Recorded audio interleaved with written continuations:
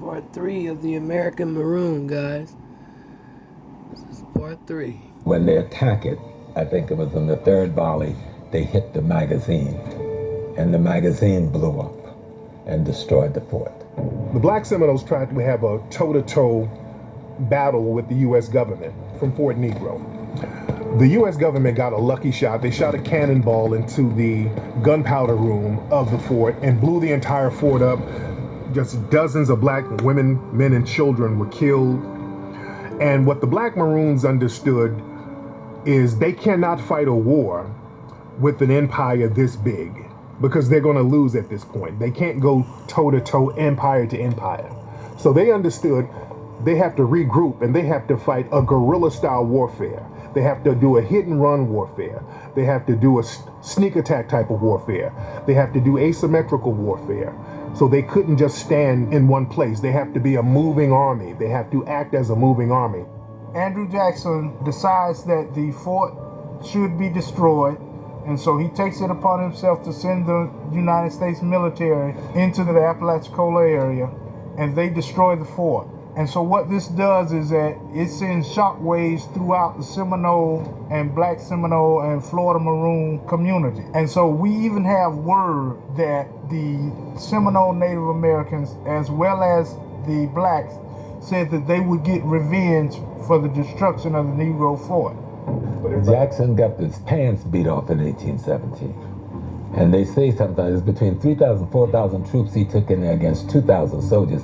What he ran into was guerrilla warfare on the part of the Africans. The Africans taught the native people from here how to fight a guerrilla warfare. Matter of fact, America wouldn't get beat up like that again until Vietnam, when they run into the guerrilla warfare in Vietnam.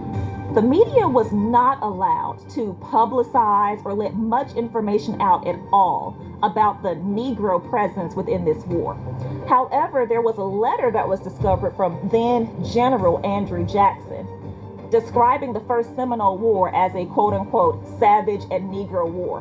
The interesting thing about the Black Seminole War was the white media was not allowed to print stories about black people beating the U.S. government the way they were beating them. They didn't want this information to go out because that information would spread. If black people heard about these black folks down in Florida putting in this work and killing all of these white people, that would kind of get everybody else hyped. So they didn't want that information to get out there. They would charge people with sedition if you printed stories about the Black Seminoles and the Black Maroons participating in this war. So they've always had to frame the war as an Indian war, because it's easier to say that we're getting beat by Indians than to say there's these Negroes that's really giving us the business. But Andrew Jackson would write it in a letter, which is in the Library of Congress.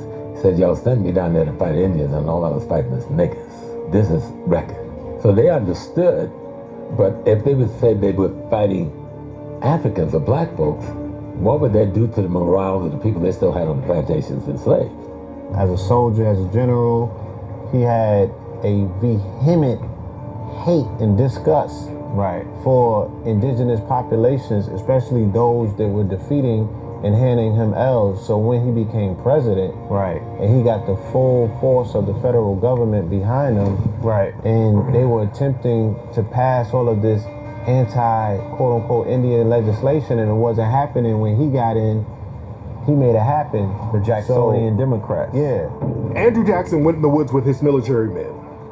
They were creeping late at night, looking for these Black Maroons, and they saw some black people around a campfire playing a banjo, just shucking and jiving, buck dancing, samboing it up. And Andrew Jackson and his people, they kind of let their guard down. They're like, oh, these are just silly plantation Negroes, nothing to worry about. But what they didn't know, that this was an ambush.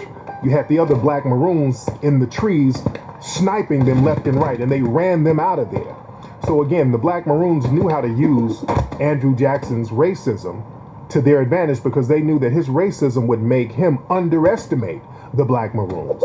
So they played on that.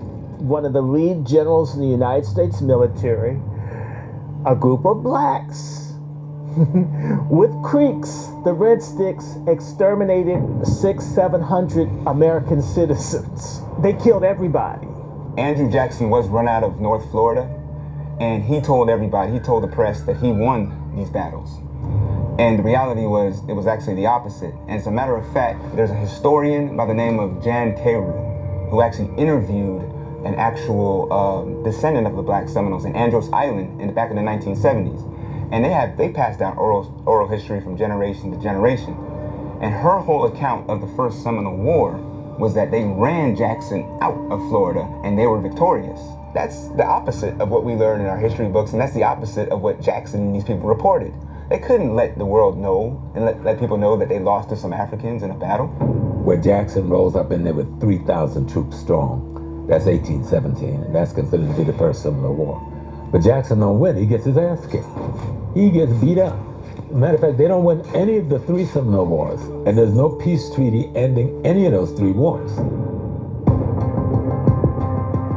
There were many Maroon rebellions throughout the southeastern coastal areas, but one of the biggest Maroon conflicts came out of Florida, and it's known today as the Seminole Wars. A lot of your runaway slaves, your self-emancipated Africans, are leaving South Carolina and Georgia and going down into Florida, and they're arming themselves, and they're committing all kinds of assaults on plantations all throughout southern Georgia and Alabama at this time. Andrew Jackson never took his eye off of the very precious and valuable land that was Florida, or the free blacks who congregated there. He had a mission to get that land for the United States and to get those working bodies for the plantation system. So Osceola was a Seminole who was actually born right around the Florida-Georgia border. And he was of mixed ancestry, right? He had a lot of white blood in him, but his mother was also mixed with Native American as well as African. Osceola, after the Creeks had their community destroyed during the Civil War, the Creek Civil Wars in 1813, 1814, their family ended up moving down into Florida, and they were in the part of like north central Florida, right around that region there. So he ended up basically becoming one of those Seminoles that resisted the United States government. Many things are said about the Seminole Wars, but one of the greatest unsung heroes of the war and one of the best military fighters in American history was a foundational Black American Seminole warrior named John Horse. John Horse was a Black Seminole that was out of what we call the Tampa Band. His father was a Seminole Native American. His mother was of African descent, and he was well known by the United States military. Juan Caballo, they call him John Horse. This man could read. He was intelligent. He was the go-between between the United States, and this man was brilliant. He was a tactician like no other. And so a lot of people tend to try and understand our behavior based on, oh, they were slaves. My people, your people, none of our people, we were never slaves. We were enslaved and forced to labor by a bunch of criminals who couldn't even grow a carrot for themselves, who couldn't grow a sugar cane for themselves, who didn't know how to fish or plant rice or cook a meal for themselves. So through brutality, murder, mayhem, and genocide, you forced me to treat you to a civilization you couldn't produce for yourself, then tried to reduce me to being a slave. John Horse was a Black Indian leader who was an incredible military person. He was a great shot. He worked all over Florida trying to get enslaved Black folks to join the Maroon cause. Abraham is perhaps the best known Black leader in the Second Seminole War. He's also known to many as the prophet or the sense speaker. I think a lot of the Seminoles called him. He was born into slavery, but as a very young man, escaped from that life and found his way into the service of the great chief Micanopy at the time. Abraham spoke Spanish, English, as well as the ASC, which we call the Afro-Seminole Creole language, which means he could speak to Native Americans, he could speak Seminole and Native American language, as well as the language that was created by the Black Seminoles, which included Gullah. Abraham was one of the actual Seminole leaders, and interestingly enough, he In the literature, you'll see he is the slave or interpreter for Mechanipe. And this is a very important relationship because as Mechanipe is negotiating treaty, trying to negotiate, ways that the Seminoles can be able to survive and prosper, he is bent on making sure he maintains the status of black Seminoles. Osceola became a major leader and a major ally to the new blacks are running away by the hundreds every week, leaving these plantations in Georgia and South Carolina, and they're making it down there. He's married. His second wife is an African woman, and so he's now family, and so this is personal, and so he becomes one of the major leaders after the First War, and especially particularly during the Second War. And then they tricked him to come and have a talk under a flag of truce and peace, and let's see if we can work this thing out. And they captured him. But Osceola was one of the Redskin Seminole leaders. And Osceola and some of the black Seminoles had meetings with Wiley Thompson. They were trying to negotiate somewhat of a truce, and they were trying to negotiate to remove the Seminoles. They didn't want to leave Florida. And Wiley Thompson was trying to coax them to get out of Florida because they were not beating them in warfare. So they were trying to make these little janky deals with them. What set the stage for the Second Seminole War was essentially, first it was the Indian Removal Act of 1830 initially. And this is where they had the Treaty of Payne's Landing, where they said, Indians, you gotta go. Seminoles, you gotta go. And they tried to make a lot of the Seminoles capture the runaways as well. What ended up happening was Osceola, his wife, was of African descent, and she was kidnapped. And this did not make Osceola very happy, you can imagine. And so he raised all kinds of hell there in Central Florida, and he was actually jailed for raising this kind of hell. Wiley Thompson was the Indian agent for the United States that was responsible for the first treaties dealing with the Seminole Nation. The U.S. government virtually made it a crime, and they also suppressed it in the media to make sure that nobody knew that it was black people that were fighting against the U.S. government and winning major battles in this process. In fact, if you actually look at the newspapers and stuff like that, you would think it was all Native American, Indian people, right? But if you actually look at the letters between the generals, they're saying, like there's a general by the name of Daniel Noonan, he explicitly states in his messages, this is not an Indian war, this is a Negro war. And in fact, these Negroes look like they're running things more than the Indians are.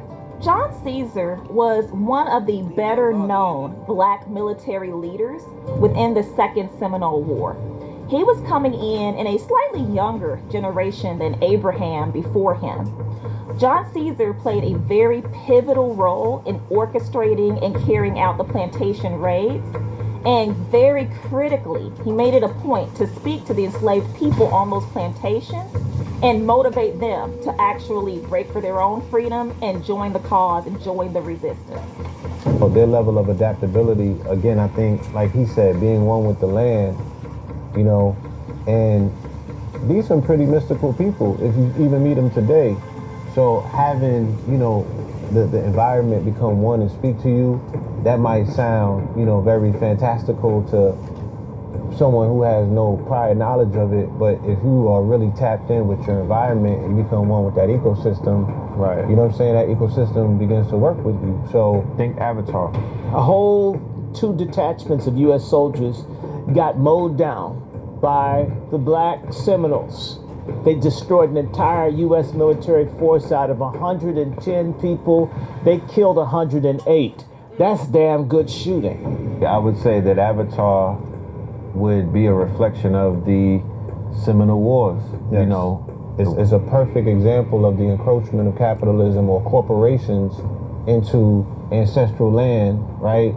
And that particular ancestral land coming alive inside of the people, and the people defending it. You seeing the connection that indigenous Aboriginal people have with the land, and you see the total disconnect that a corporation has where they only see riches. They also were masters at using their environment, ambushing, getting people into the swamps, different things of that nature.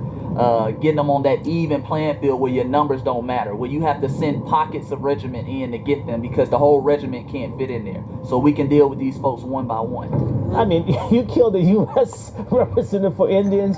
You kill a general and 2 detachments of U.S. soldiers and Andrew Jackson's in control. Excuse me?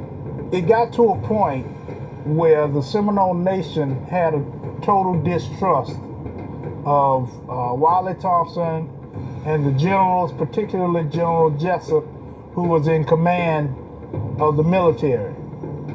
And so Osceola begins to change his tactics. They began to now increase their guerrilla warfare on these different agencies. General Jessup was a man put in charge by Andrew Jackson to lead all of the U.S. troops in Florida.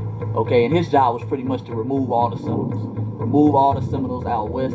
That's who General Jessup was. And he was a notorious white supremacist. You know, he was one of the first ones we see who verbatimly says this is a Negro war. We got to stop with this Indian war talk. One of the things they tried to do was negotiate a treaty to get the Native Americans and the black Aboriginals to move out of Florida.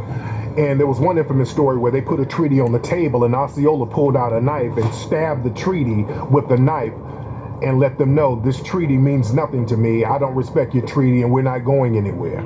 Osceola makes it clear that Native Americans would rather die than give up their land. And so he stabs a treaty with a knife and makes it plain and clear that war was imminent. Your people revolted. Right. They didn't go for this. They Right. was turning up. Right. You know what I'm Because they saying? don't marry Underground Railroad and Maroon together.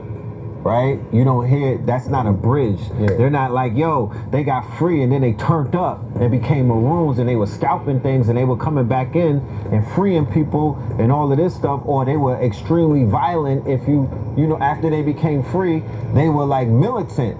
They make it seem as if once we became free, we got on our, excuse me, can you pass the Grey Poupon? We start wearing ascots and, we just got educated. Yeah, it got to a point where Jessup was doing underhanded things. He actually takes Osceola under a truce flag and arrests Osceola under a truce flag. And he begins to understand the importance of black Seminoles. The negotiation relationship with the U.S. governments was always stalled because there was always this language in those negotiations about what to do with the enslaved Africans or the Negro Seminole. There was always a language about we want them to be returned. And so when you had Abraham, when you had Caesar, when you had John Horse, they were really present in saying, hey, we are interconnected. And one of the things about Chief Osceola is he was one who said, we are one. We're one tribe. But the language that the U.S. was always using is, hey, the red men, we want you to go west of the Mississippi. The African, we want them to come home. And that was serving the interests of the slaveholders in Carolina and what's then Georgia. There was one Redskin Seminole named Charlie Amantha. He made a deal with the U.S. government behind the backs of the other Seminoles to immigrate to Indian Territory, and he got money to do so. One thing the Seminoles didn't like, they didn't like anybody who were turning on the group. If you made a decision without the group being a part of it, if you did a decision behind the backs of everybody else, you were looked at as a traitor, and they dealt with traitors, so he ended up getting killed. Osceola killed Charlie Amantha. He killed him and then got the money that he received and threw the money on top of him and left his dead body there as an example.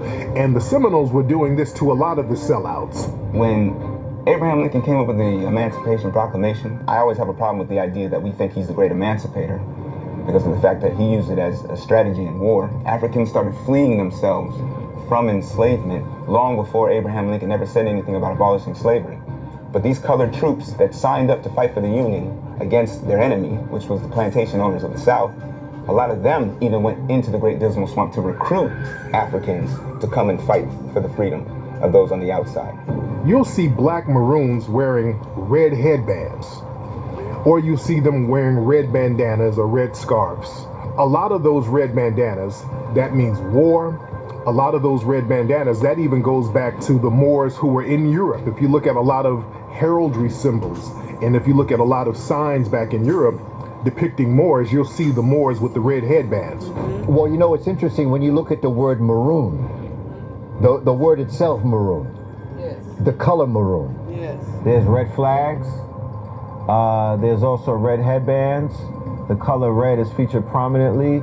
There are some Moorish scholars that point to original Moorish flags, battle flags. Being solid red. Right.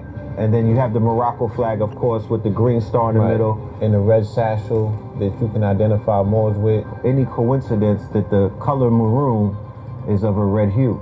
The red headband and the red scarf, that was basically, in a sense, the sign of, fire, the sign of strength, you see.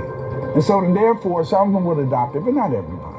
When you look at the Sylvester Stallone Rambo movies, the Rambo movies, that's supposed to be symbolic of the black maroon type of wars that took place in the jungles and the swamps. The Sylvester Stallone character, he's always in the woods somewhere, he's always in a jungle, he's always using nature and his mind to fight big oppressive powers. And even if you look at the Rambo movies, you'll notice Sylvester Stallone, when he's fighting in the woods, when he's fighting in the swamp, when he's fighting in the jungles, he always puts on a red headband or red bandana to do the fighting. So that's always been symbolic of the black maroons that we're fighting over here. The Seminoles and the Maroons were engaging in so many successful guerrilla warfare attacks, the U.S. government, in an act of desperation, briefly detained and incarcerated Red Seminole leader Osceola during negotiations. This was done as a way to persuade him to sign a treaty he didn't want to sign. When he got out of jail, however, he said he's going to seek revenge on this guy by the name of Agent Wiley Thompson. Agent Wiley Thompson had somewhat of a relationship with the Seminoles, but he did them wrong in many cases. When Osceola gets out of detention, he decides to plan and orchestrate a massacre of the U.S. troops that are in the region.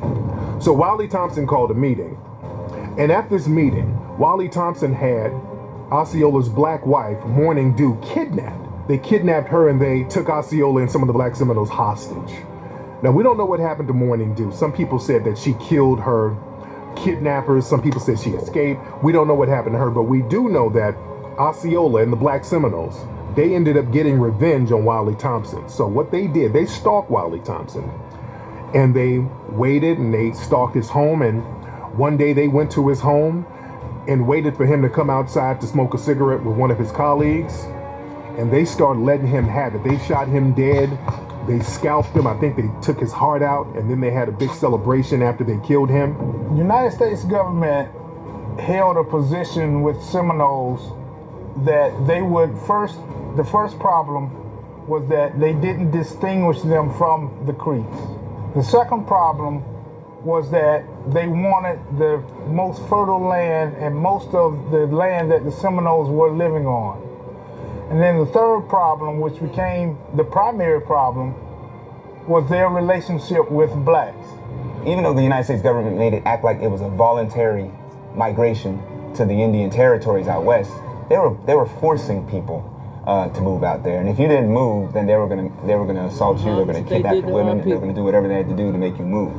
So Andrew Jackson actually came up with the Indian Removal Act, which was a policy that he proposed to try and negotiate with the Red Indians to relocate them to different lands that were west of the Mississippi. But then that still left a problem with the black Seminoles and the black Maroons, who were not formally attached to the Seminole tribe. The treaty that was initially signed had problems. The land that was designated for the Seminole Nation was inhabitable, particularly in this region. There was a guy by the name of Francis Dade who had about 100 or more than 100 troops stationed in the area as they were actually kind of bringing the supplies in. The Seminoles, they ambushed them. And it's not only, red Seminoles, it's black Seminoles, it's everybody coming together, and they ambush them and they commit this crazy assault and they kill every single one of them except for 2 people. So the Dade massacre happened when the red and the black Seminoles were stalking General Dade and his men. He had a regiment of 100 and something men, and they were walking to another post, and they had their guards down.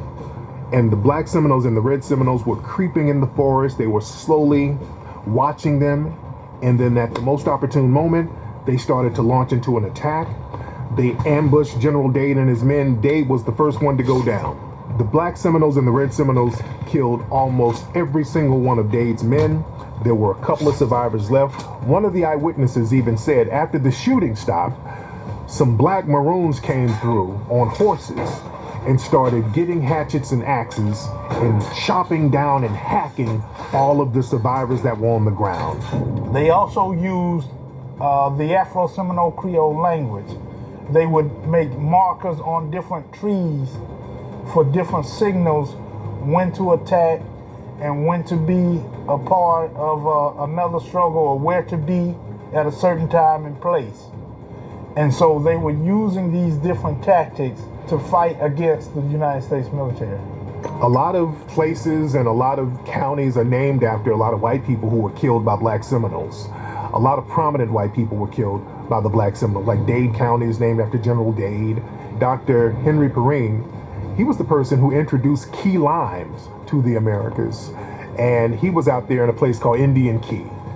The Black Seminoles and the Red Seminoles went out there to the Key, and they were killing people left and right.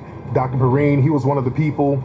He tried to fortify himself in his home. He got his family out, and he ended up getting massacred and slaughtered along with several other people on that island by the Black Seminoles. In fact, one of the eyewitnesses who was in a trunk below the house, they heard the voices, and they said to the press that they heard Negro voices upstairs before Mr. Perrine was killed. I mean, the U.S. was losing, and they were losing badly.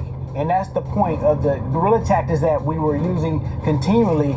Look, John Horse said the Seminoles were not going to fight a war we cannot lose unless we can help it. And so the tactics that they were using were so superior to the U.S., they were just basically getting smashed. Now, during the Seminole War, the Black Seminoles went all through Florida, burning down plantations left and right. And this is something that is never really talked about. You had these black people systematically going all over Florida, to plantation, burning the plantations down, killing the slave owners, and freeing the enslaved black people that were there. They did this all over Florida. They were losing the war pretty much. They were, taking L's right and left. And like I said, it was very significant with the Seminoles, because we're not just talking about the pawns that are losing their lives. We're talking about chiefs. We're talking about generals. We're talking about Indian agents. These are high upper people. So everybody's getting touched. And so out of desperation, General Jessup, he has the false flag of troops, and he brings a lot of the Seminoles to Fort Payton, and he asks us if he wants to sit down and set up some type of treaty.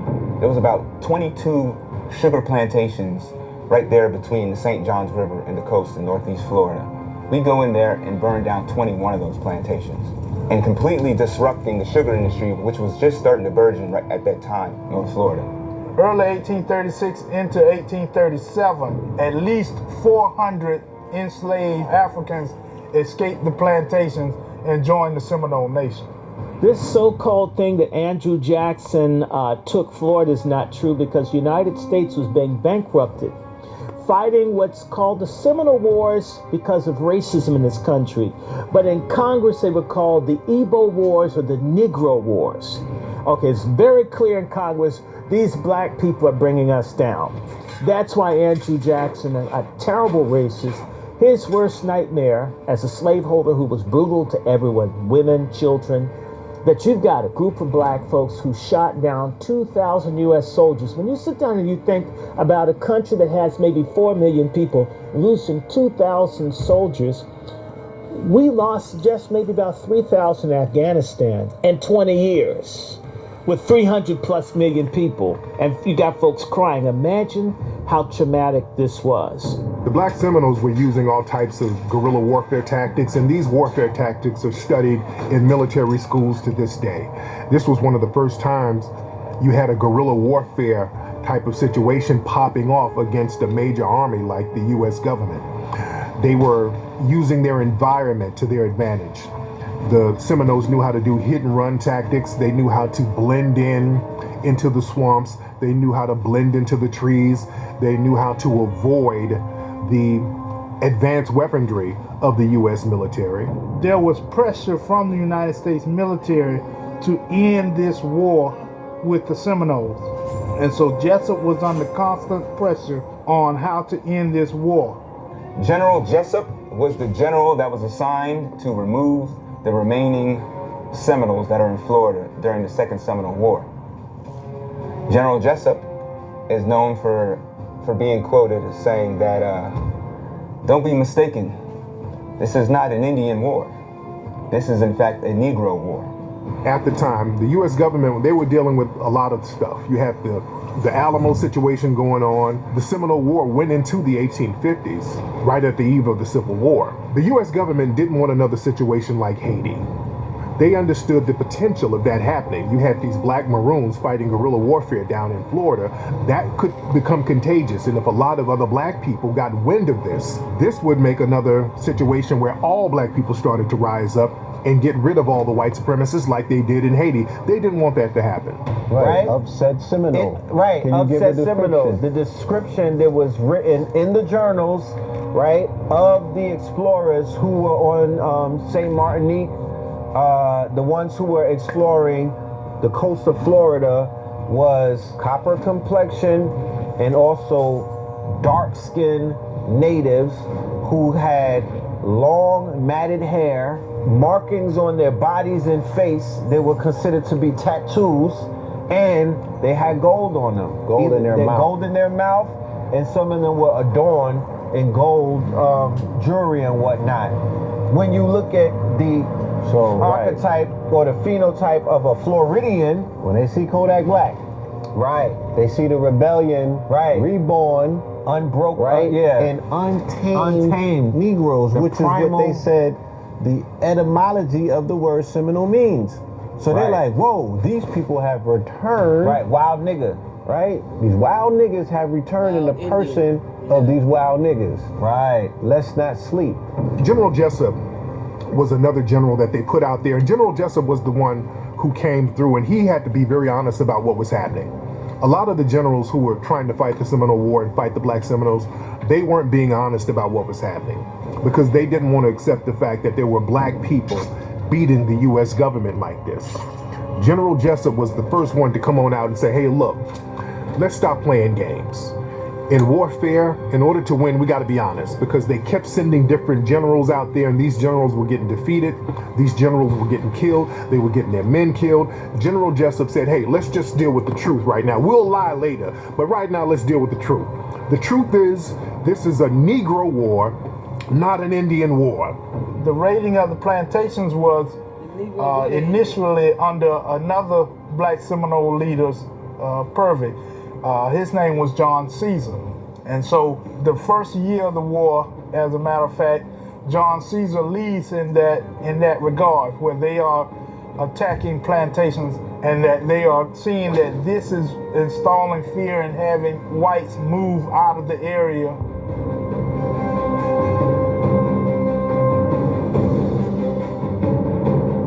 His other military advisors that are out in the field are telling him, we're getting to the point in some negotiations where things are going well, and then the Black Seminole comes and begins to talk, and next thing you know, things are turning different.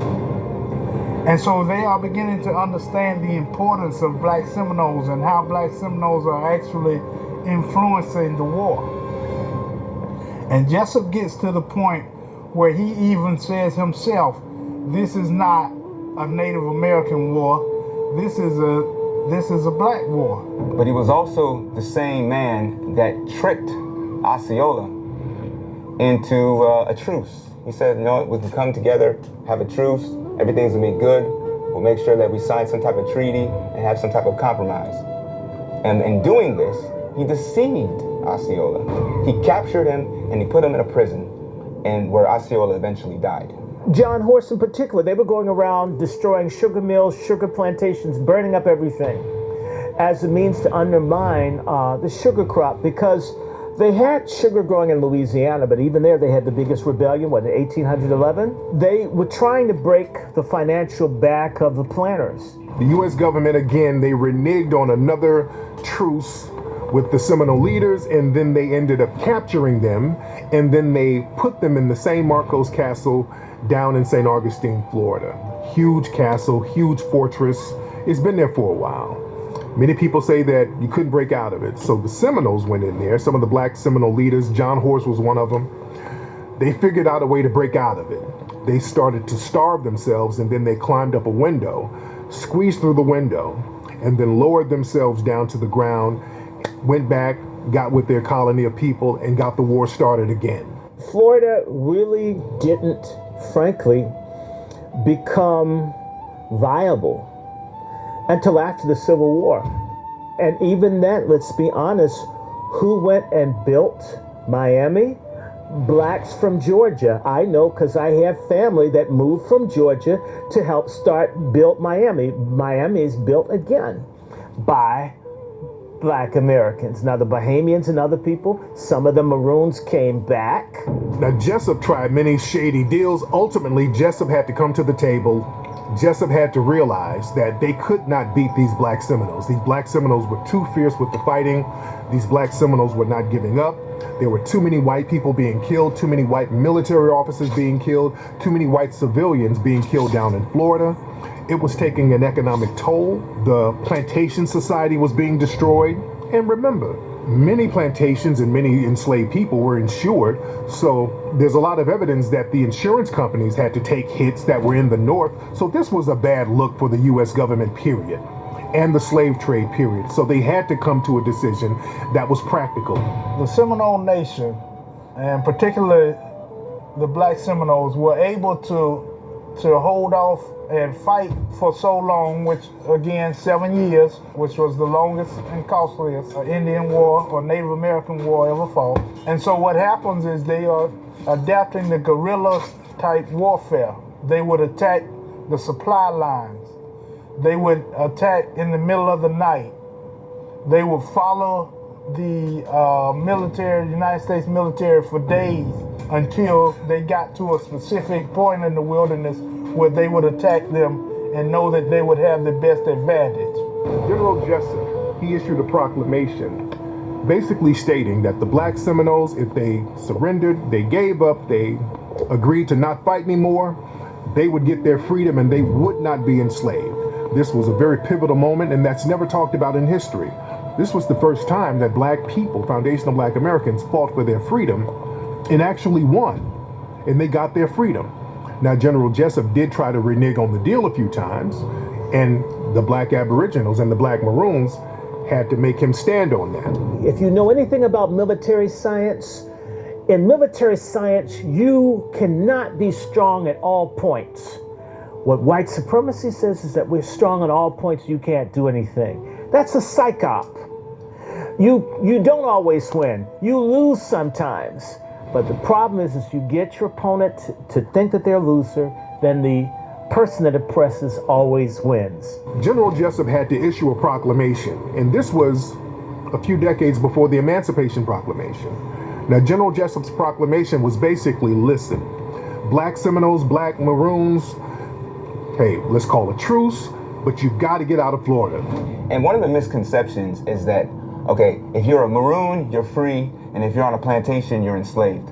But as I read through a lot of these primary source records, I'm starting to realize that Maroons actually left enslaved people on plantations to gather intel, to gather tools, to gather supplies.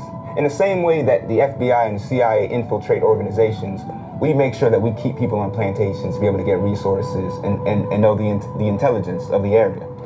John Horse and some of the black Maroons and some of the black Seminoles went into the immigration camp because part of the agreement was they were supposed to surrender themselves to an immigration camp and they would be sent to Indian territory. Because General Jessup said basically, look, you can get your freedom, black people, but you can't stay in Florida.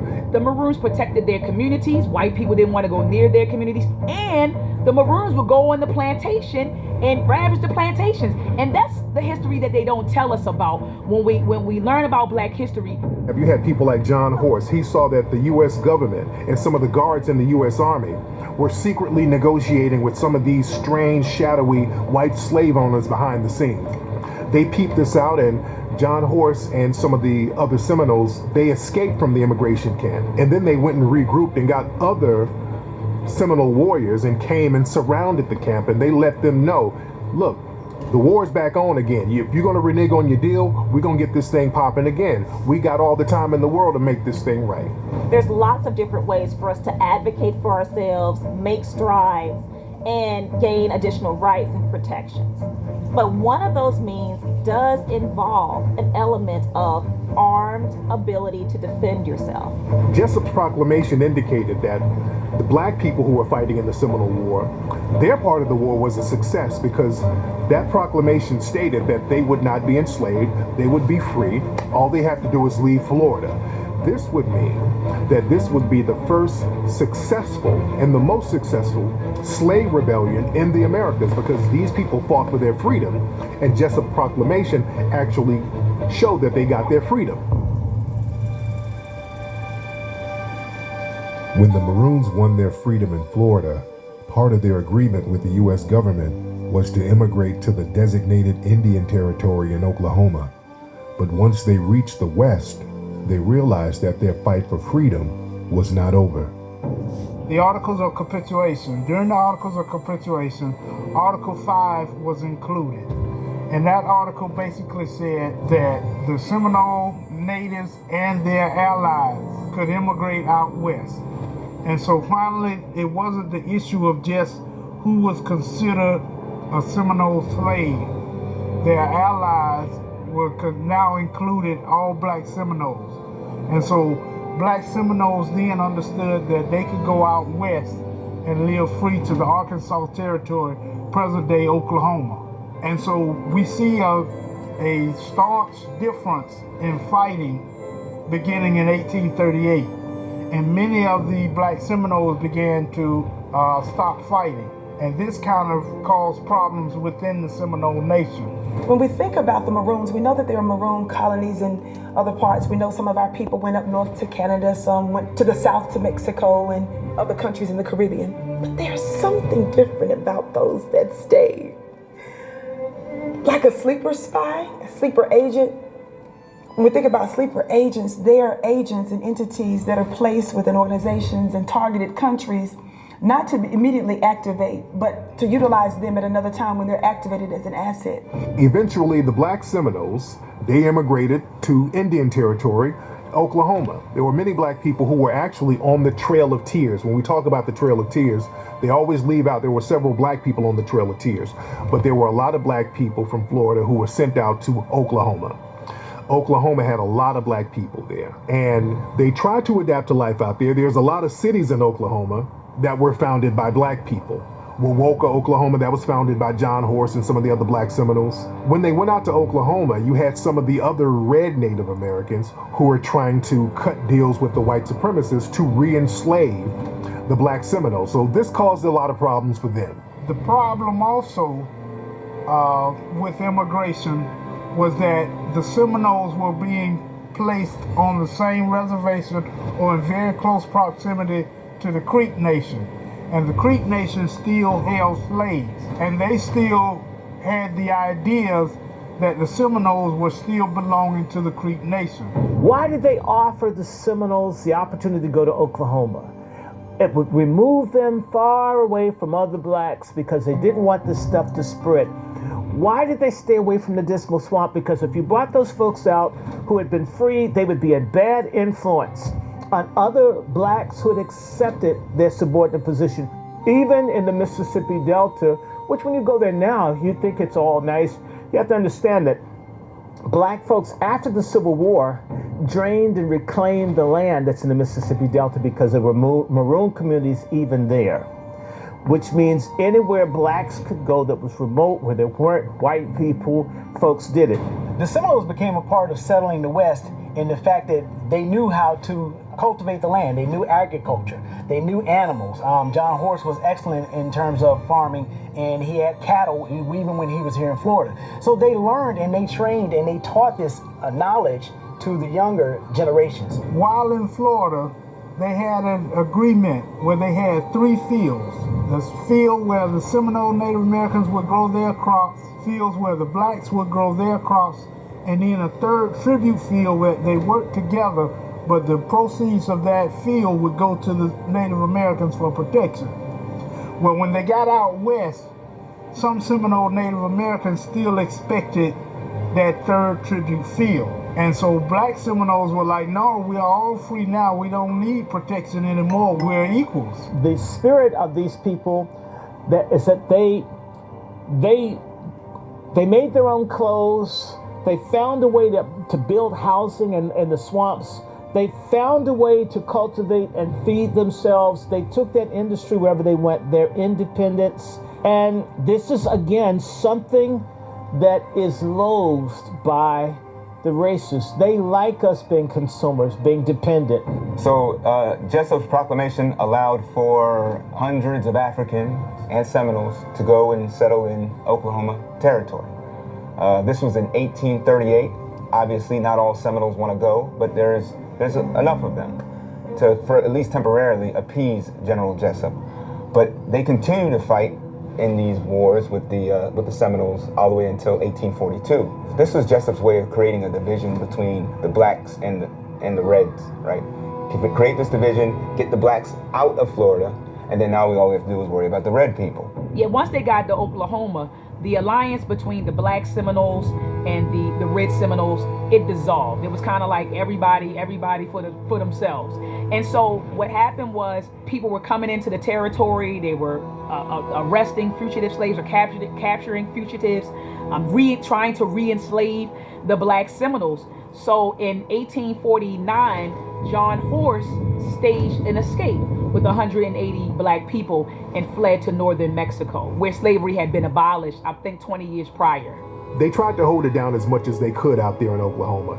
In fact, you had people like Bass Reeves, the famous lawman who came out of Texas, who beat up his slave owner, fought his way out of freedom, and then he went to Oklahoma, and he went to Oklahoma because he lived among the Seminoles, the black Seminoles, because they knew that the black Seminoles could protect him to a certain degree. They like where they were in Florida, and you're talking about some dusty-ass Oklahoma, and you're putting them with the other Creeks and people that don't like them. The black Seminoles, when they went out into Oklahoma, had to face a lot of difficulties because even though under this new treaty that they signed with the U.S. military, they're supposed to be free, they were in fact were very, very vulnerable to recapture and enslavement. And there were a lot of people out there trying to re-enslave them. And so they realized America is not a place that you can be free in. So they decided to cross over into cross the Rio Grande into Mexico, where Mexico had abolished slavery since 1829, when they had a black president by the name of Vicente Guerrero. They tried to take over the state of Oklahoma. They actually tried. They had some balls there. The black folks had a land rush. They encouraged people. They literally tried to take over. They went up head-to-head with white folks to try to take over Oklahoma. They didn't succeed, but they had the balls to try. The black Seminoles, many of them went down into Mexico because Mexico had just outlawed slavery because of Vicente Guerrero, who was one of the black presidents of Mexico. He was actually a black man, Vicente Guerrero. He outlawed slavery. The black Seminoles went down there into Mexico. In Mexico, they gave them a certain amount of land, but part of the deal was that the black Seminoles were going to protect the border of Mexico from a lot of the hostile Indians, particularly the Comanche Indians. So it was a very good deal that they had going on down there. When the Seminoles went down to Texas or went through Texas, remember, this was an easy path. And they were attacked by the Comanches, and they were constantly trying to find ways to get there and sustain. But during that path, the challenge was how to feed and provide for the people. When they got down to Mexico, they made an agreement with the Mexican leadership and said, hey, you know, we are excellent warriors. And so we would love to be able to come here. We just want land and the ability to provide for our families, and we will protect the border. And Mexico was thrilled behind it because obviously this is now their borderlands, what they call the Badlands. And how do we want to protect this? Well, we have this army that, you know, we want, I think it was 70,000 acres. And we have that to give, and now we can secure that to be able to kind of prevent invasion by the Comanche and the Apache. We have to understand a lot of times with the white supremacists, with them, they believe in generational revenge. And they've always tried to get revenge on black people in Florida and in other places because of the black people who were in Florida killing so many of the white supremacists. Just like in Haiti, they've gotten generational revenge on Haiti because Haiti, they killed so many white people in the Haitian Revolution. So they've always been trying to punish the Haitians. They've always done that down in Florida as well. They wanted to punish the black people there. There were dozens and dozens of race riots in Florida during the Jim Crow era. There were dozens of lynchings. There was a lot of lynchings down there in Florida per capita. When the Texas Rangers went down into Mexico to bring the Black Seminoles back, the Black Seminoles guarded the borders and then ran the Texas Rangers out of Mexico. They didn't stand a chance. In fact, the Black Seminoles pretty much became border control for Mexico during this era. The Black Seminoles went down there. They became what's known as the Muskogos down in Mexico, and many of the ancestors of the Muskogos are still down there in Mexico to this day. But they fought vehemently down there. They had to leave Oklahoma for a minute. Many of them still stayed in Oklahoma, but again, many of them moved down into Mexico. They sent in the Texas Rangers at one point because the Texas Rangers, they found out that there were these black men in Mexico walking around with guns living free. So the Texas Rangers said they're going to go out there and kind of handle that. But when the Texas Rangers went into Mexico, the Black Seminoles beat the brakes off them, killed many of them, and sent the rest back to Texas. Florida, where the Confederate Army on February 20th, 1864, massacred 500 or 600 black captured, wounded soldiers. Nothing was done about it. 500.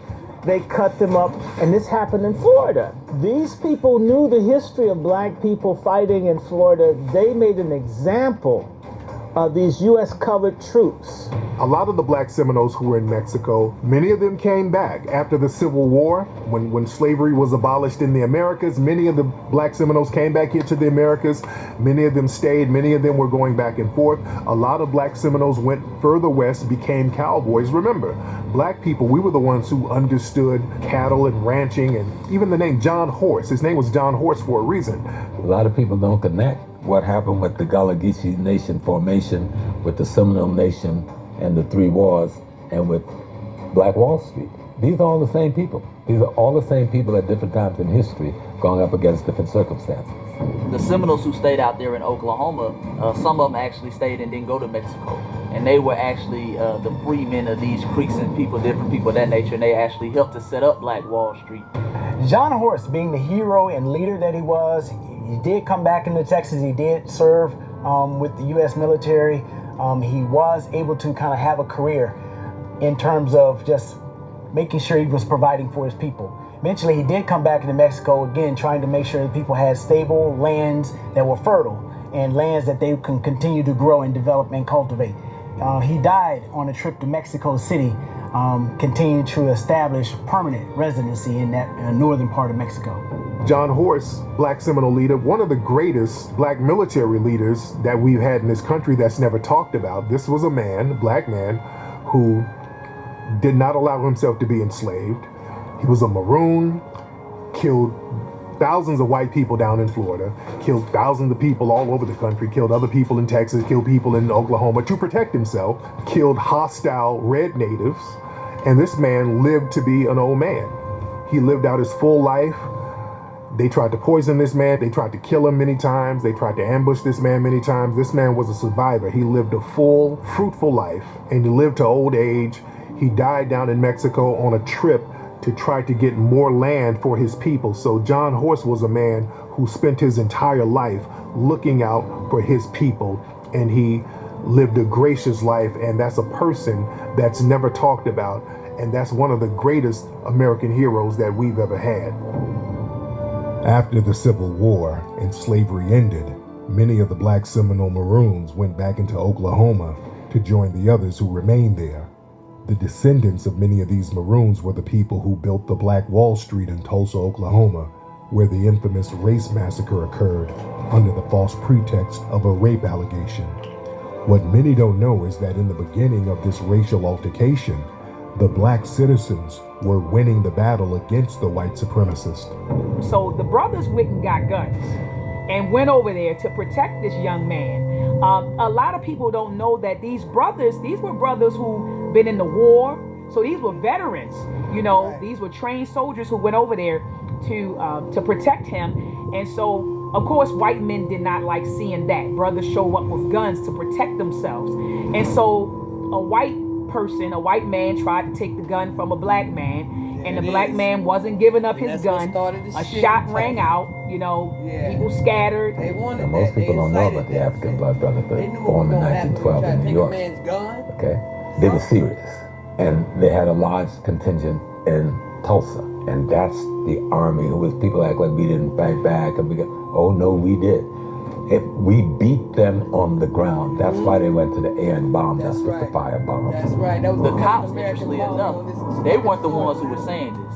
Actually, when the whole massacre kicks off, because of all this racial tension and jealousy, because of what they're doing in Black Wall Street, it kicks off from the newspaper. Okay, the Tulsa Tribune. They're actually the ones who put out that a Negro attacks a white girl in the elevator. And so this leads to mobs coming in at the courthouse looking for a lynching. The blacks were winning because they had their guns, they had a militia, they had a police force. They were protecting themselves. But of course, the military and those people, those whites who had military friends, they were all waiting. This was something that they were actually training for. Word came down that they were planning this attack on Tulsa for a while. Yeah. This was not something that just happened spontaneously. They want you to think it happened like that. But the very fact that they knew where to get the bombs to bomb, they knew where to go, and the first wave, that first wave was actually a test to see how strong they were. And then after they saw how strong they were, they said, okay, here we got to bring in the big guns. The brothers, these World War I veterans, they were very strategic. They were setting themselves up on rooftops. They were defending their community, because not only were they defending against the white mob, but a lot of the white cops out there had deputized them. They were pulling black people in. They had basically concentration camps. Every random black person, they were just pulling in, putting them in baseball stadiums, putting them in centers, putting them anywhere just to lock them up. The National Guard was acting as a defense for them as well. So these brothers set up shop. They were sniping people from the from the rooftops. You have reports of white people coming in carloads, getting ran back out because the brothers were raining down fire on them. So these brothers were actually winning. The story of the Maroons has been one of history's best kept secrets, and the legacy of the Maroons is alive today. The story of the Maroon Wars is a lesson on the resistance, the resilience, and perseverance of a people who refuse to settle for oppression. This is a guerrilla war that they even study today in War College because it was so tactically efficient, but they lost a lot of men. We're foundational Black Americans. We understand that we thrive better when we have the white supremacists out of our mix. Our Maroon ancestors, they lived in their own autonomous communities. They lived among themselves without the input of the white supremacists. They knew that they would thrive better without the input of the white supremacists. They were totally independent people. They were totally free people. They lived on their own terms. When you live on your own terms, when you live psychologically independent of the white supremacists and their input, that by definition makes you a Maroon. And many of us, we still have that Maroon spirit right now in us, alive today. They'll tell you it's Indians, but if you read more carefully, it's Indians and blacks, because blacks had a bone to pick. And this has been the problem. Black people are the wild card in this country. They have nothing to lose. You won't let us fit in. You don't want to send us back. Don't want to give reparations. So if something comes along, we might just jump into it like bullshit, like Black Lives Matter. Because for a moment, at least, it seems interesting. A lot of times when we look at the lynchings that happened during the Jim Crow era, we always see images of black people hanging in trees and all of these thousands of white people surrounding them. We don't talk about the black people who had the Maroon spirit, who actually fought back and took some of the white supremacists with them. White America needs for black people to believe is that you can't win, just accept our hegemony. We have our foot on your neck and up your ass, and this is the way it is. And we shall overcome. Ha ha ha. The idea of them being beaten, whether it's this thing that happened in 1526, whether it's the General Dade getting shot up, whether it's the Fort Mims thing, this is not something that can fit into the narrative because it says you too can get screwed by what you dish out. Being able to exercise control over your life, that's what this thing is about. And what our ancestors did was get free or die trying. I think the Maroon spirit has been around all over. There's a very good book called The Carnival of Fury. It's a black dude that got mad about racism and shot up about 30 white people in New Orleans. Just, hell, everybody's got to go if I've got to go. But down in Louisiana, you had a black man named Robert Charles. And Robert Charles, he had a problem with some of the lynchings that were going on. There were a lot of lynchings going on in the 1800s. In the year 1900, Robert Charles, he was about to be lynched by a group of white supremacists.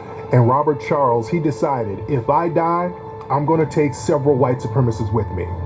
Robert Charles, he prepared himself just in case he was going to get lynched. He knew how to make his own bullets. He took a portable furnace with him, made his own bullets, and when they were about to lynch him, because he got into a situation with the police, he killed these police, and he killed dozens of white supremacists and injured dozens more.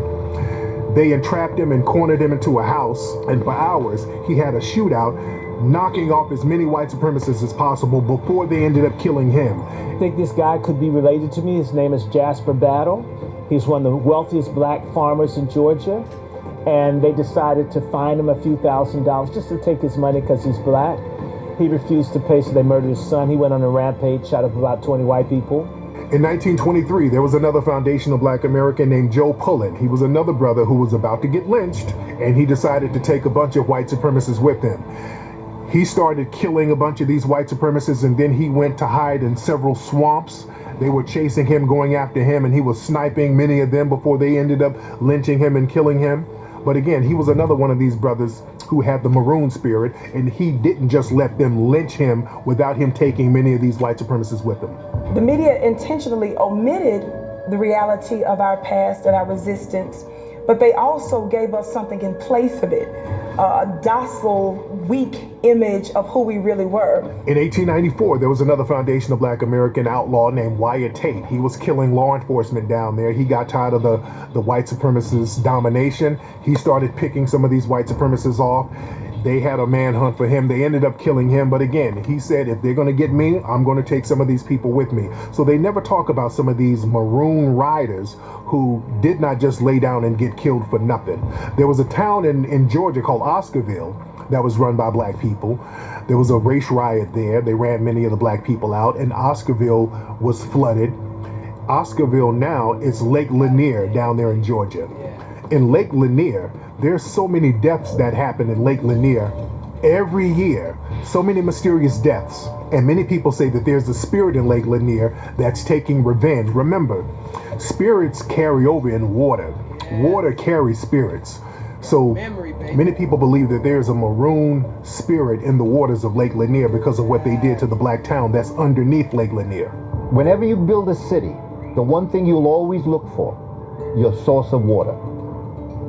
And you cannot build a city without water. Even in every one of our homes, wherever you have water, you have science. Kitchen and in the bathroom. Wherever you have water, we are water. We come from water. We're one with water.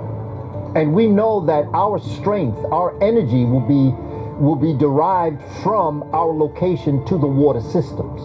We pour libations to the ancestors. We are talking about, the body is about 79% water. Africans knew this. This is a part of our cultural construct, right? So if that much of you is water, and you are your ancestors, what greater tribute can you make to them in terms of a nutrient than to give them water? Water is memory, okay? And water also is spirit. And water is what connects us diasporically. These oceans, right? We are on opposite sides of water. Astrologically, we are Cancerian. As melanated people globally, we fall under the sign of Cancer, which is dealing with the moon, which is dealing with water, right? So in our nature, it's just who we are. The water won't let you forget, right? Because the spirit of the ancestors is alive in that water. You can kill 10 million people and bury that matter, because the water is going to dissipate. That's 77%. So the matter, you could, as big as you are, I can put you in my hand when I gather your matter. That dust. The rest of you is energy and water. The water will be evaporated back up to the sky, rain back down here on earth, give life to plants and animal, and other people will ingest you. We never think of that, but that's what happens. But the energy It has a character. It has a relationship with all of the other energy around it. And it is very clear that energy will seek reciprocity when harmed. And if you have a collective energy, then you will have a collective reciprocity in the geography where the energy face that harm. St. Malo was a black Maroon down there in Louisiana. There was a Maroon colony named after St. Malo. When you look at a lot of these bayou communities out there in Louisiana, these old bayou homes, you see a lot of rednecks and hillbillies living there now, but many of these places were actually Maroon colonies. These were black people living in the swamp during the antebellum slavery era. And you had a place like St. Malo where there were a lot of black Maroons living there. The Maroon chief, St. Malo, ended up getting killed. But after slavery, a lot of Filipinos ended up living in the St. Malo Maroon colony because there was a lot of Filipinos who came off of a Spanish ship, and the black Maroons kind of brought them in for protection. After slavery, the black Maroons left, but the Filipinos remained there. There is no other group on the planet Earth that have taken on the devil the way we have. In his own house, in his living room and his bedroom, and defeated him most of the time, forcing him to change his law and make this society more humane for everybody. Nobody, not in England, not in France, not in Germany, not anywhere in their colonies have anybody done what we've done. And we're not running away. We're not jumping on these ships going to other places. We're saying, we're going to kick your ass and stand right here in your face. Now what? What you going to do? Former Maroon colonies and many black towns, because a lot of black towns really got started because they were de facto Maroon colonies. What's interesting, when black people start to form their own independent towns, the white supremacists feel threatened. And the white supremacists get into situations where they find a reason to run the black people off their land. And in many cases, the white supremacists would start flooding a lot of black areas. There's a lot of black areas around the country that were flooded by the white supremacists. This is all over. Even up in Oregon, there was a black town that was flooded by the white supremacists. There are a lot of misconceptions about Maroons. Typically in literature, whites will say that the Maroons were uncivilized, they were unorganized, they were lewd, they were barbaric. These were the people who lived in the bush. During the turbulent 1960s era in America, the Maroon spirit was also alive heavily during the Civil Rights Movement. Between the years 1967 and 1965, black people in America engaged in a lot of guerrilla warfare tactics. A lot of black people were just fed up with the system, and they decided to take matters in their own hands. After Dr. King was killed in 1968, the week after that, you had something called Holy Week. They're saying to us, the only way to make it is to join us, to simulate, and a simulation in reality is spiritual, cultural, psychological, economic, and political death. Stop being you, and yet you can't be us. It's a message to black people, and the story of the Seminoles, the story of the Dismal Swamp, where the U.S. military didn't even try to go in there, is to say that I don't have to be your slave. In fact, if you hit me, I'm going to hit you back. When people talk about black civil rights, they make it seem like black people were all walking around Edmund Pettus Bridge in Selma, getting beat up by police. White society felt sorry for black people, and that's what got black people civil rights, and nothing is further from the truth. After Dr. King was killed, there were guerrilla warfare tactics all around this country. Black people rose up and were burning down cities, sniping police officers, bombing police stations all over this country. The week after Dr. King was killed, they call it Holy Week. 7 days after Dr. King was killed, the government came up with the Civil Rights Act that we see now. Black people forced the government to break down those Jim Crow laws, and they forced them to implement civil and equal rights for everybody. 7 days after Dr. King was killed because of so many riots in the country. There's a growing sentiment among our young people that our ancestors are weak, because when they're taught Black history, particularly during the Civil Rights Movement, they're shown passive, aggressive resistance. So they see our ancestors in civil rights marches getting beat up, getting sprayed with water hose, getting dogs sicked on us.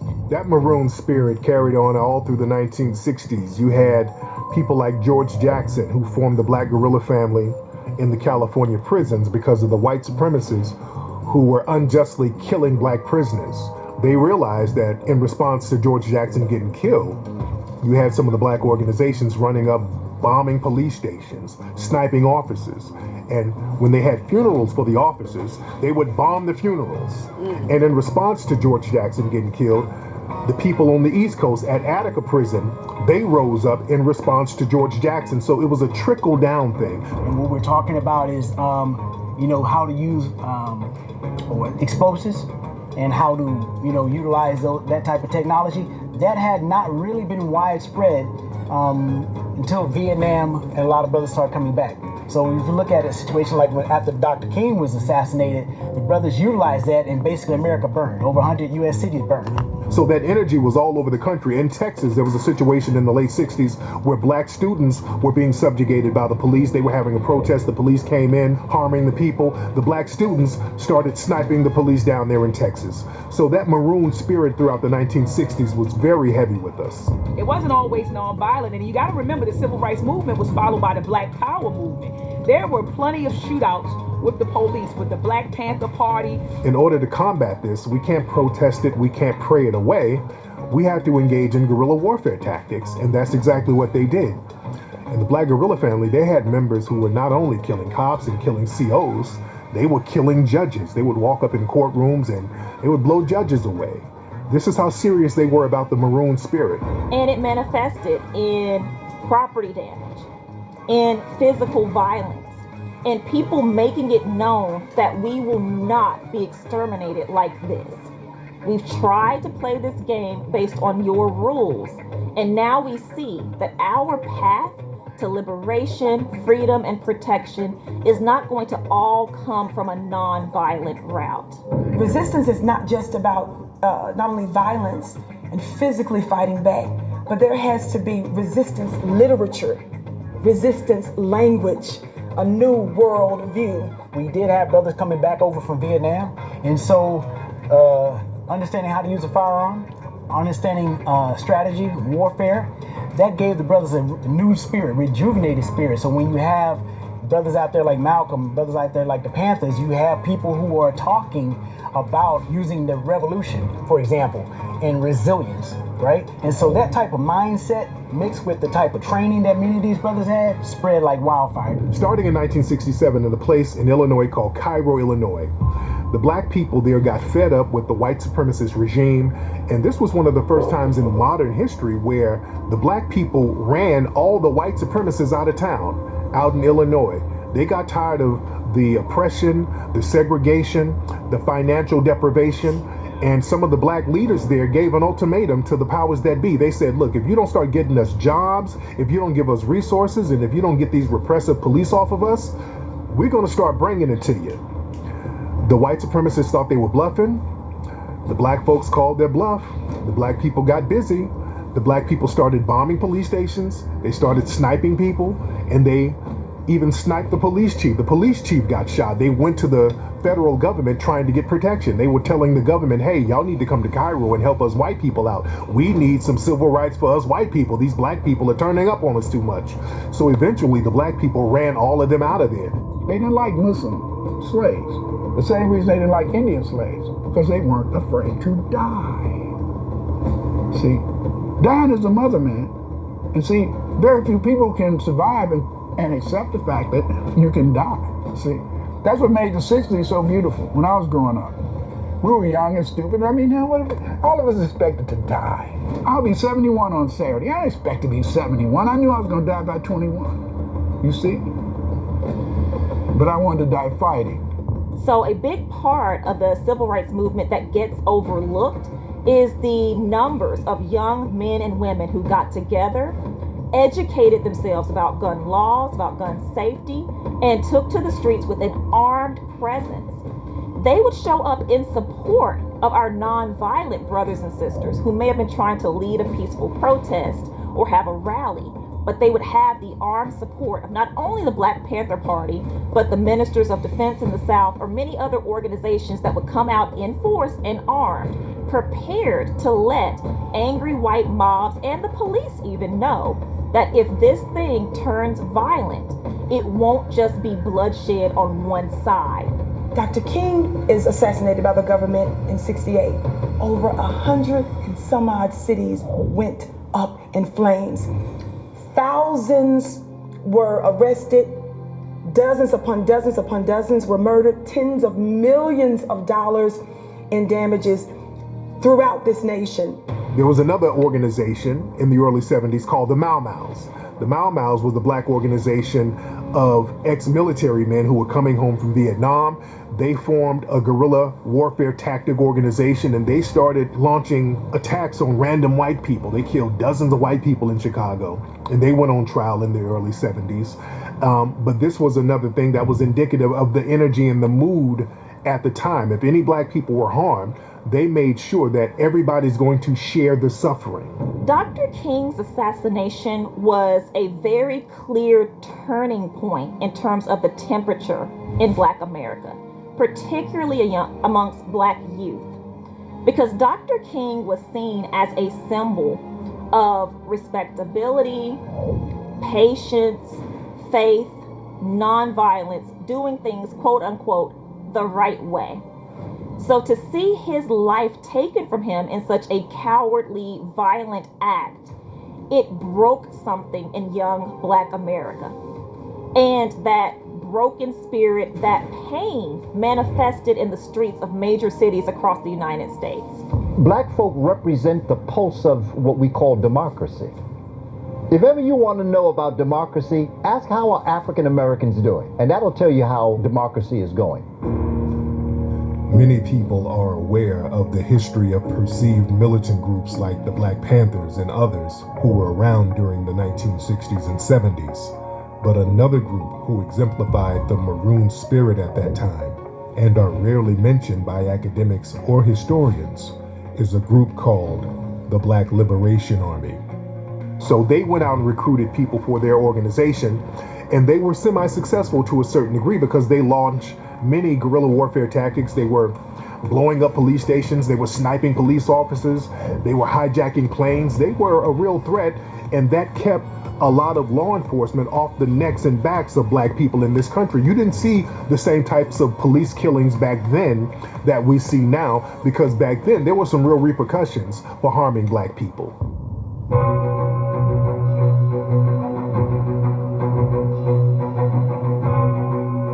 Look to your history and see what fighting yields, but also take time to look at your history and look at the people who didn't fight. Look at the people who were trying to talk down on Black resistance movements in the 60s, or even way before that, the people who would go and drop the dime on a group of slaves who were planning a rebellion. Are their names even still remembered in history? And where would we be if they'd had their way? So don't pay attention to the people who took the easy route and decided to try and play along with the system, because they're seeking individual rewards. We are the Maroons. We are today's Maroons. We are the force that's moving forward. We will never be stopped. We will keep on keeping on. Look at history. We're never going to stop. One of the greatest poets that walked the planet by the name of Tupac Amaru Shakur, a coward dies 1,000 deaths. What fun is it to walk this planet and die every other day? You know, but where is the reward in basically being submissive? Today, the Black Maroons are now being honored and recognized by the state more and more, particularly in the St. Augustine area. Fort Mose has been redeveloped. They're in the process now of reconstructing the fort. It is under the National Park Service now.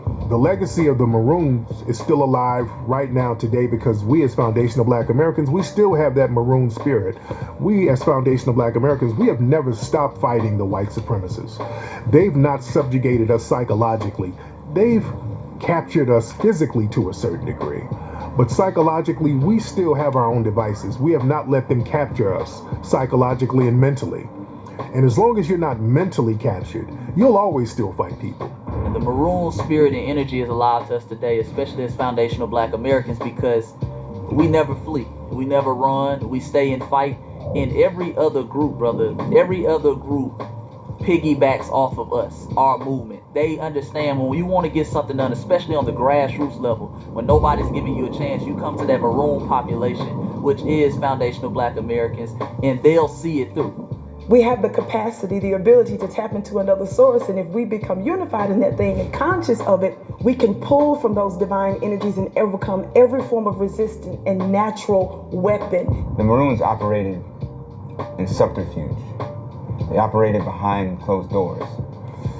They carved out a peace for themselves to call their own, and they defended that territory by any means necessary.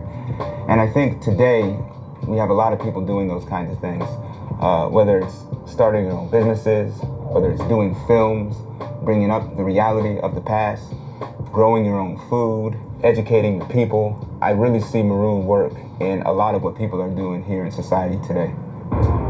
Not only are the resistance tactics of the Maroons hidden from historic record, the history of other foundational Black American accomplishments are also hidden. On top of the U.S. Capitol building is a statue of an Indian. You're familiar with it. It was cast by a Black man in Bladensburg, Maryland. The best bronze brass caster in America was a Black man. So I think that there are attacks on our food, there's attacks on our education, there's attacks on our ability to be financially free. When you have an oppressor that's taught you that your systems are demonic and diabolical, you begin to believe it yourselves because you're unaware of your own supernatural powers. Once you get knowledge of self-worth, once you have a consciousness about who you are as a people, you let go of some of the messages of inferiority. Once you kind of take ownership of that, then you start to find different people who have the same mindset. Architecture, what is it? The grill work in New Orleans, the brickwork all over the country. Who do you think did it? And why? Woodwork, you name it, they got the best. Who in Europe really knew how to grow rice? Really? Who was really successful with cattle? Really? And we can go on and on. Gold? I mean, who has gold in Europe, really? You have to understand that you have to buckle down. But that can only come from finding, in a sense, a way to respect yourself. And you respect yourself by knowing who you are, where you are, and your possibilities. A major tactic of warfare from the dominant society is the use of deception. And one deceptive tactic they use is to create fake grassroots organizations that give the illusion of Maroon energy. They were actually channeling and laundering money through Black Lives Matter into the Democratic campaign. People all over the world were giving to what they thought was a Maroon uprising, and it wasn't. It is African people that taught white people how to inoculate themselves. Real talk. It's African medicine that allowed people to survive tropical diseases. If you don't have tropical diseases in Europe, why would they know how to treat them?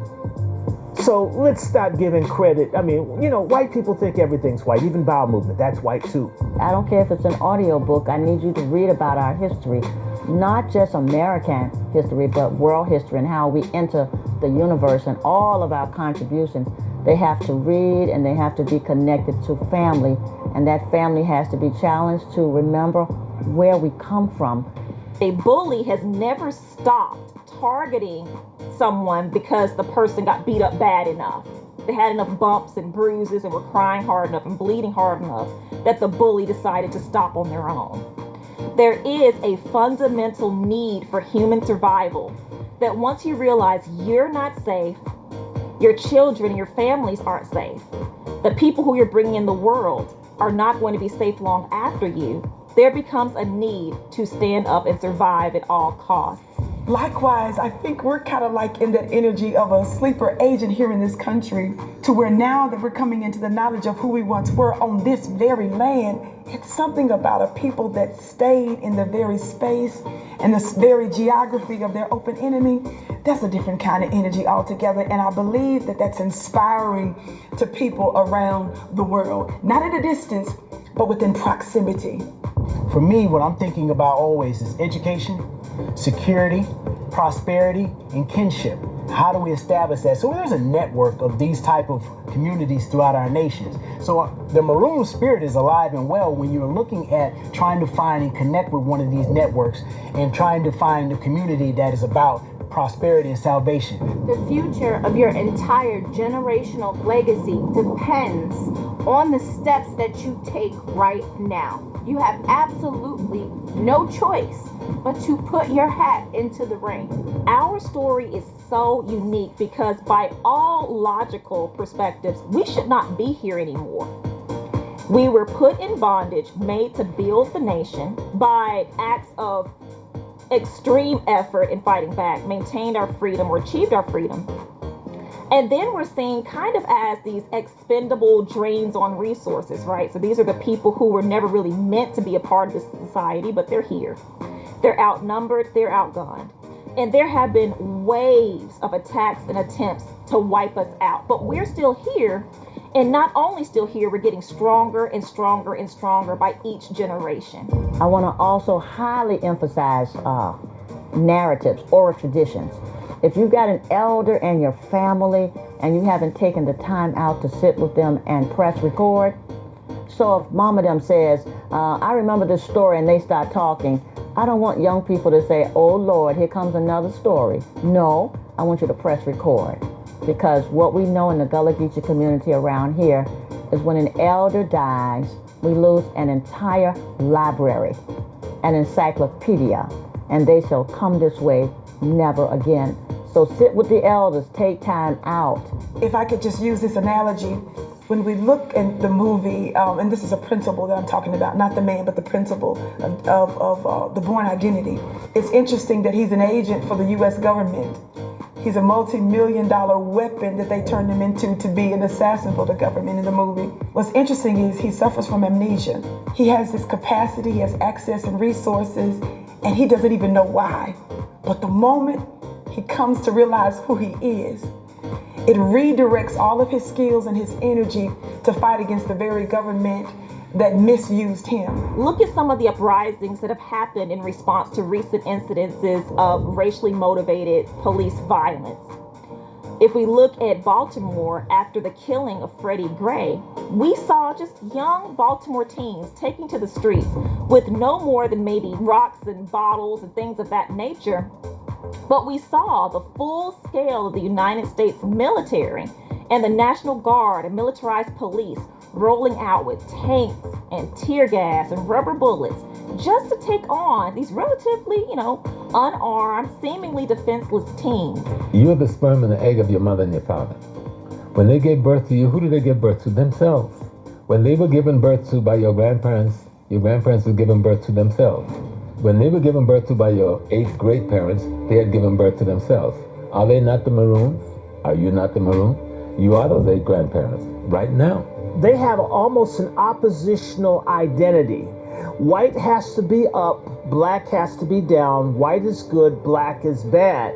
And so you make something Indian, or you make it something else, or you say people of color, anything other than to give recognition to where it actually comes from. Like they'll say American music. What is American music? Jazz, blues? Well, whose music is it? What's American music? No, we're not American when we want money, jobs, opportunity, or inclusion. But the minute they want to take credit for things that we make, from Jack Daniels to potato chips to you name it. I don't want us to focus on our right to ride the bus. I want us to realize that at this point, we have to buy the bus. And our big deal is to take our brothers and sisters coming from other places and say, don't be afraid of this devil. We just showed you. You can defeat him. Don't let him trick you. To ally yourself with him. There are many of our brothers who migrate to the country trying to survive and out of fear. When they see, that's why they don't want our story told. When our story is told, our brothers and sisters from Jamaica, from Costa Rica, from Ghana say, oh shit, I don't have to submit to this devil. Because my brother and sister have shown me you do not have to submit to it. Freedom or death.